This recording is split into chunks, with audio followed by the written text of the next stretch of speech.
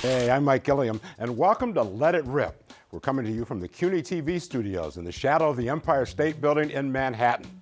We have two hot topics to discuss: the rise in crime in the city and across the country, and an update on the move to get reparations for African Americans who were so wronged here in this country by slavery. Up first, crime is on the rise in the city, so much so that some are now calling it a crime surge. The headlines point to the seriousness of the issue. Frank James, arrested after allegedly firing 33 shots on a crowded subway car, wounding 10 people, with another 20 hurt trying to get away. Luckily, no one died. A Queens mother is found dead in a duffel bag, stabbed more than 50 times. A commuter shoved to her death in front of a train at the Times Square subway station. All horrible acts of violence. New Yorkers are saying they don't feel safe, and the statistics bear that out. According to recent stats, overall crime in the city is up 59% over the same period last year. Crime in the subways is even worse, with robberies up 72%. Mayor Eric Adams campaigned and was elected on promises to tackle crime and make the city safer. He so far made a number of moves, including reconstituting and deploying the controversial street crimes unit to get guns off the streets, and working to get the homeless off the trains and out of encampments. But so far, it's not clear if that is working. So, what has to happen to reclaim the city? Joining us now to sort it all out, we have two experts: the presiding prelate of Ebenezer Global Covenant Fellowship Center and chairperson of faith programming for the African American clergy and elected officials, Bishop Ayana Ajanaku Vasan, and retired NYPD lieutenant and criminal justice professor Darren Porcher. This is Let It Rip.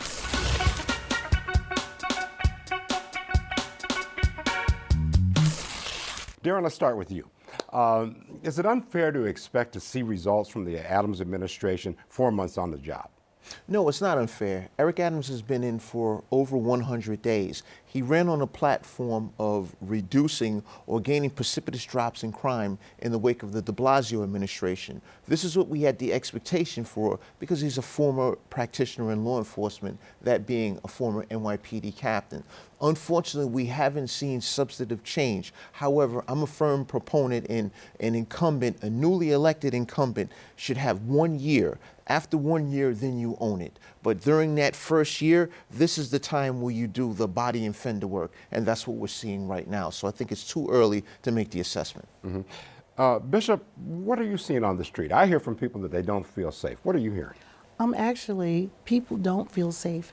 I think as clergy, we're boots on the ground, so we know the crime situation is one in and of itself. However, there are other appendages that are the results. You can talk about fixing crime, but you have mentally ill people walking around. You have people being dumped into homeless shelters. You have people in the morning, if you take the public transportation, they have the buses overloaded, the trains are still overloaded with them. So people are not safe. They don't feel safe. So how would you assess the mayor's first 100 days? I would say that the first 100 days is the trial run. I agree. I support Mayor Adams. I think he's going to come through, hopefully. However, the first 100 days, you need to give people an opportunity to readjust to new positions, make the ground rules and the groundwork. But in the meantime, utilize the other services and sources. It has to be a collective. It cannot be just a one entity. It has to be something where the community is involved. Of course, churches, because I am a bishop, we were considered non-essential. However, we now have the spillage of the mentally ill in our congregations, people afraid to come out in the street now. So you have to include everyone, and you have groups of people who are coming together to do good work from the ground up. initiate a relationship, partnerships. It has to be done as a collective. Not one entity is going to be able to address this issue. I have a little different take on that first 100 days because New York City is a little bit different. Once a guy wins the primary in New York City, he's going to be the mayor pretty much if he's a Democrat. So I think that he has some time there to start getting things rolling. You talked about mental illness and homelessness. Aren't they major components of what we're seeing as far as crime is concerned? Yes, they do make up a major component of what we're seeing in terms of crime. And one thing has to also do with it is the economy. We have to add that because unemployment rates are up as well as crime. You know, people talk about crime, but unemployment is high. And when people are unemployed, they have to feed. They move with their bellies. They make decisions based on their bellies. And at this time, you see homeless people. Yes, you see mentally ill on the street because of the services that used to be provided. In the last administration, they must have revamped mental illness because there is no safety net of making sure people are medically compliant.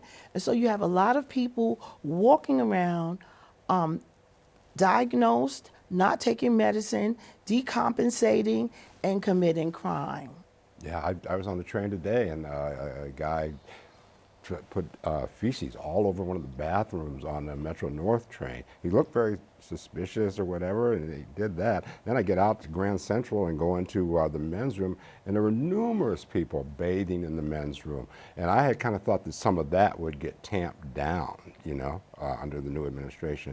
Darren, how do you see this, the homelessness playing into this whole issue, mental illness and homelessness?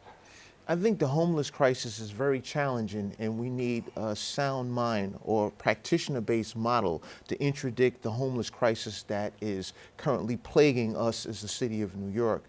We have homeless people that are not receiving the necessary services. I think that if a person is living in the street and they're putting their lives in detriment based on living on the street, living in these encampments, I think that the onus is on us as government to introduce the necessary services to those people. Because if that person continues to go untreated, then the problem continues to manifest. And I don't think the practitioners from the health perspective as well as the city government have really gotten it down. So police have been used as a contingency plan in many cases to assist. And I don't think police should be a part of that solution. It's a mental health crisis. Therefore, we should have mental health practitioners that's to drive the machine to ensure that these mentally ill people and the homeless people that are living on the street are administered the necessary services. Unfortunately, this has not happened, and it's been a reoccurring cycle for years on end. In California, they want to basically have the courts be able to decide if a person needs to have help from a mental institution. Do you think that's a fair way to go? Because that's getting a lot of backlash. It will get backlash, but they have mental health warrants. If you are dealing with a person who is mentally unstable, you can petition the court to intervene. So there are ways to deal with them. But because they have gone for the last 4 years without anybody doing anything, is over the top now. I mean, we've had homeless shelters, we've had homelessness. However, you also had residential programs where the mentally ill resided. They had input in there, they had social services in there, they had the therapeutic services in there. All of those kinds of facilities were done away with. And what we were left with is this population loosed to the street. They will not stay in a shelter because they will not be compliant with the rules of a regular shelter. So how do you fix the problem? The problem is they have to take another look. Let's revisit what worked. Yeah. I wanted to touch on something else. During the de Blasio administration, much was made about the fact that he had a poor relationship with the NYPD. Okay, but during that period, he had some of the lowest crime numbers, even without stop and frisk, and without the let's call them the interdiction squads. Why do you think that was? And are we missing something there? I challenge the quantitative statistics under the de Blasio administration. Really? Yes, because on many instances, the NYPD uses a system referred to as CompStat, Right. where precinct commanders are brought to task to see are they successfully reducing the 7 major felonies in their particular precincts. And what happens on many occasions, more so specific to the de Blasio administration, a lot of these numbers were hidden. You saw a lot of precinct commanders that were transferred based on quote unquote whitewashing the numbers. That being said, I don't remember under the de Blasio administration us having a safe and serene environment in the city of New York. If you ask the common citizen, in no way, shape, or form did they feel as if New York City was safe under the umbrella of the de Blasio administration. That being said, you made mention to the relationship between Bill de Blasio and the police department. I genuinely believe as an elected official, it's your responsibility to have a relationship with these departments, not just the police department, fire department, health and hospitals, corporation, etc., because morale is essential in keeping these employees moving in the proper direction. Yeah, but how do you do that when you go to the funeral and the cops all turn their backs on the guy? Exactly. How do you have a relationship? And I think it's a really easy solution. You need to have more backdoor negotiations between the two entities. It can't be a closed door policy that you establish in terms of how you move forward. Just look at it from a parent and child's relationship. The parent is at the hierarchy of the home. The child may want to do things that they know the parent is not in agreement with, but ultimately it's the parent that ensures that you have a smooth relationship between the two entities. I use that as a contrast and comparison to city government. We're going to have people that may not like the philosophy that's being rolled out by the administration, but at the same token, it's your responsibility to ensure that we have a smooth relationship with not just the civil service organizations, but the public as a whole. And that didn't happen under the de Blasio administration. Do you think that the Adams administration is on the right path here as far as relationships with the community and ending some of this crime surge? I believe that they do. I think that the initiatives that they have started in terms of dealing with my area, clergy. There are several very progressive clergy groups. They have embraced them. They have taken time to find out how they could partner better. I just think that we need to make it not just in Brooklyn, but I think clergy on the whole should take more of a leadership in terms of community development. And I think that he has a listening ear, and that's enough. That's good. So we'll see what happens in the long run. But he hasn't had a closed door policy towards interacting with the churches and the activists, clergy activists, or activist organizations. He has, and his staff have been very welcoming. So you're optimistic. I'm optimistic. Are you optimistic as well, Darren? I'm hopeful. I don't want to say I'm optimistic, but I'm optimistic. hopeful. The only reason why I say I'm hopeful is because the execution strategy that we've seen as of the first 100 days hasn't been successful, but at the same token, I give a recently minted incumbent 1 year. You have 1 year and then you own everything. You can't blame the last guy. Right. Because this is yours. Okay, that'll have to be the last word, okay? That'll do it for this segment. I want to thank our guests, the presiding prelate of Ebenezer Global Covenant Fellowship Center, Bishop Ayana Ajanaku Vasan, and retired NYPD Lieutenant and Criminal Justice Professor Darren Porcher. Thank you to both of you. We're going to take a short break. When we come back, an update on the push to get reparations. I'm Mike Gilliam, and this is Let It Rip. You're watching CUNY TV, the City University of New York. Welcome back to Let It Rip. I'm Mike Gilliam. There's an appetite for reparations for slavery by lawmakers that we've not seen before. In California, Governor Gavin Newsom is moving forward by signing a bill establishing a task force to study and make recommendations on reparations. Democratic lawmakers in Congress have also called for a vote on a bill to study reparations.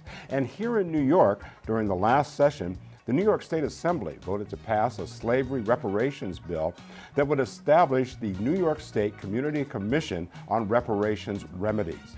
The author of that bill is City Council member and former Assemblyman Charles Barron. He's here to update us on the progress, along with distinguished lecturer emeritus at York College, talk show host, and former candidate for president, Ron Daniels. Welcome to both of you. Thank you, sir. Councilman, a lot of people think of slavery as a Southern thing. Right. But yet we have a history here in New York. Take us through a little bit of that history. Sure. You know, people don't realize that New York City was the second largest slaveholding city in the Union. Only Charleston, South Carolina had more. So when they took over, when the Dutch came here in 1626 and took over the land from the indigenous people and called it New Amsterdam, they brought Africans in 1627 to build the foundation of the capitalist system in New York. And they almost exterminated the Indians and ran them out. So this is the indigenous people's land. Then in 1664, the English took over from the Dutch. So New Amsterdam became New York after the Duke of York. More enslavement, more enslaved came, and we had to navigate. They didn't know how to do farming because, you know, we were pastoralists, so we had to do the farming. The Dutch only did fur trading. We did the farming, we cleared the roads, we built bridges, we built their homes. We built the foundation in 1991 in the African burial ground on Lower Manhattan. They discovered 420 some odd remains, thanks to Sonny Carson, Abubadika Sonny Carson, Reverend Daughtry, and many others. 20,000 of us were downtown Manhattan in graves because we built the foundation. So after years go on, and we building this capitalist economy for New York, people think slavery is a Southern thing. Now, where's the legislation stand now? Right now, we got it passed last year, 103 to 45 in the State Assembly. So now it has to be reintroduced in the State Assembly. It'll get by that. The challenge is in the State Senate. And once we get that, then we can say we have a community committee, not a state-controlled committee. Dr. Daniels in the Institute of the Black World will have 2 people on the commission, and COBRA, they'll have 2 people on it. The December 12th movement will have 2. 6 will be from the community. 5, 1 from the governor, 2 from the assembly, and 2 for the Senate will be there. Ron, let's get you in the conversation here. What's your opinion of where things stand right now? Are they moving in the right direction and quickly enough? Oh, absolutely. Congressman John Conyers introduced H.R. 40, the bill to initially study and just study reparations, sort of an educational tool, because we had to first of all persuade ourselves, even as African people, that it was worthwhile or that it was possible. That bill never got more than 50 co-sponsors at the national level. As we sit now, and I have the privilege of convening the H.R. 40 strategy group that has been meeting almost for 90 weeks. The bill now is not just a study bill. It was rewritten in 2015 to be a bill to not only study, but to develop reparations proposals. It is now a remedy bill. That bill, as we stand today, has 196 co-sponsors in the Congress of the United States and another 20 yes votes when it comes to the floor. That is unprecedented. And so, yes, we're making amazing progress. It's interesting, however, we also have a challenge in the Senate. Yeah, I mean, does it go anywhere? But we have an outlet. We have an outlet. Okay. Because at the federal level, the President of the United States can actually enact H.R. 40 by executive order. There you go. So we have an excellent opportunity there. But let me also say that what's also incredibly important is Evanston, Illinois, which we certified, because I'm the convener of the National African American Reparations Commission. They are already doing reparations. $10 million over 10 years using the funds from recreational marijuana in order to do allotments for housing initially. There is an explosion of local municipal reparations all across the country. That's one of the things I was going to ask you about. I mean, is that really where we're going to see the most significant movement right now, from like charitable organizations, universities, and places like that, where they can begin to do this without dealing with a Senate and that sort of thing? We'll see all of that, but the reality is, let's be clear, $10 million over 10 years is not a lot. Right. So first of all, there's never will be enough money to compensate us for all of the damage and so forth. But the real trillions of dollars that will be required will come from the federal government, and it will happen. And it's because of the multi-generational work of years and years and years of education and organizing. This didn't just pop up. This is years of work that has ripened in this moment, driven really by black folks over time. What should reparations look like? Right. So you know what we got to look out for? There's a difference between paying us reparations, a debt owed from enslavement, from Jim Crowism, and from racism now. than from what we supposed to get as tax-paying citizens now. You can't determine what the compensation is. Absolutely. You are the perpetuators of it. That's right. So you can't now say, okay, Barron, we passed the bill, so here's a $50 million for scholarships. No, we need that because you're discriminating against us now. Right. So our tax-paying dollars that we're paying right now, you should give us some extra health care, cancel the student debt loans. All of that stuff cannot be reparations. Right. Okay. That's what's supposed to happen now. So what should reparations look like? Reparations can look like cash and land as far as I'm concerned, but we will determine that after they agree to give it up. They got to say a crime has been committed, a people have been injured, and compensation is due. Then I'll say, well, the compensation we had the commission out for a year should be 3.2 billion, trillion, right? And then we'll say that can take the form of land, it can take the form of health care, education, but we will determine that, Absolutely. not you. Right. We say in the National African American Reparations Commission, we have a 10-point program. In that 10, and people can go to ibw21.org to see that. There are both direct benefits, which could be in the form of cash if you choose, but we have community benefits. And community benefits are those benefits that accrue to the entirety of the community. We talk a lot in our 10-point program about housing, economic development, land as an opportunity. And so I couldn't agree more. One of the things we have to always stress is what Charles, the Assemblyman, Councilman Barron is talking about, that's ordinary public policy. Right. That's regular public policy. Right. And we also have to talk about equity. Equity is great. We want people to do, but equity is saying now, henceforth, and forevermore, we will use a lens to make sure that there's not discrimination. That's for the future, which reparations is about that which is already taking place in terms of the injuries. And again, the people who perpetuate the crime cannot prescribe the answer. Now, a lot of times, though, you hear people on the other side of this issue say, whoa, whoa, whoa, wait a minute. You're talking about a check here. I didn't enslave anyone. I think Mitch McConnell said this, too. Oh, yeah. I didn't enslave anyone. Why should I pay for this? But check this out. I didn't have anything to do with the internment of Japanese in 1988, in 1942 and 1988. They got reparations, 1.6 billion out of my taxpaying dollars.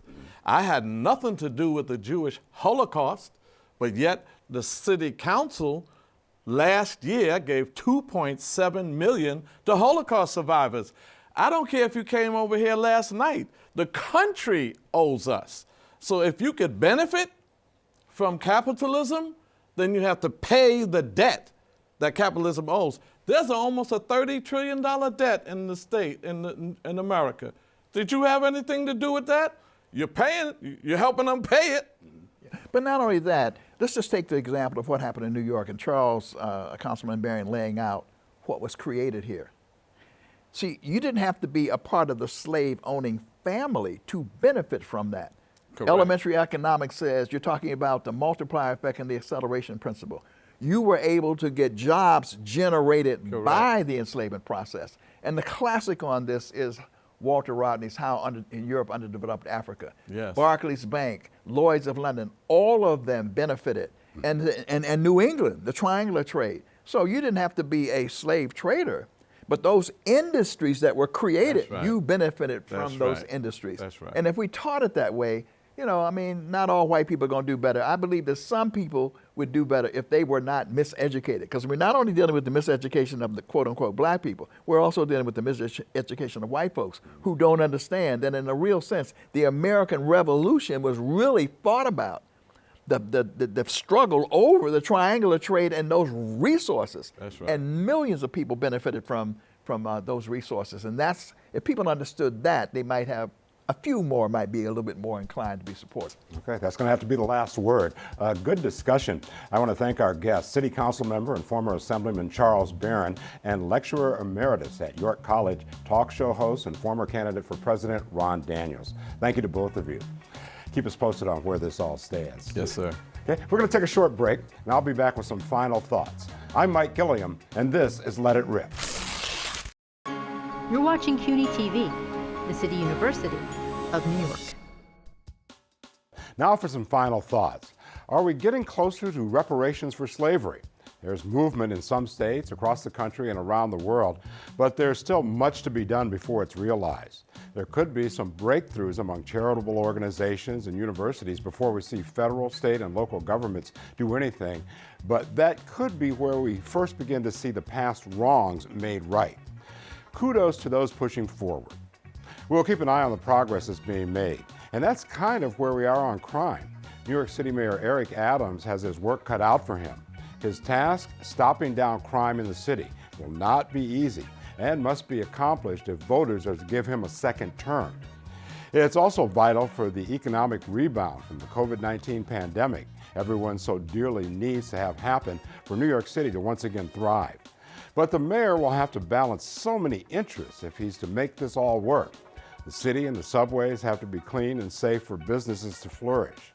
On the subject of guns, everyone wants the mayor to get guns off the streets, but the question is, what are they willing to endure to accomplish that?